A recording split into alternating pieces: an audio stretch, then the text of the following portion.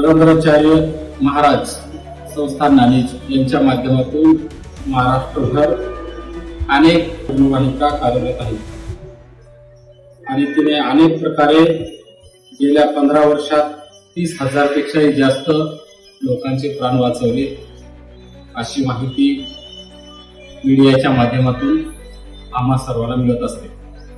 त्याचबरोबर नागपूर, हिंगोली, अर्धापूर आणि नांदेड या महामार्गावर चालणारी नरेंद्राचार्य महाराज यांच्या कल्पनेतून रुग्णवाहिका भोकर फाटा येथे कार्यरत असते।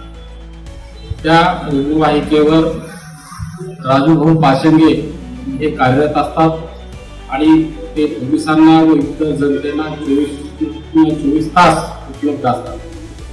त्यामुळे आतापर्यंत गेल्या 1.5 वर्षामध्ये या रुग्णवाहिकेच्या माध्यमातून 404 पेक्षाही जास्त नोंदीनुसार त्यांनी आतापर्यंत अपघातग्रस्तांमधल्या लोकांचे प्राण वाचवले, जखमींना तात्काळ उपचार उपलब्ध झाला।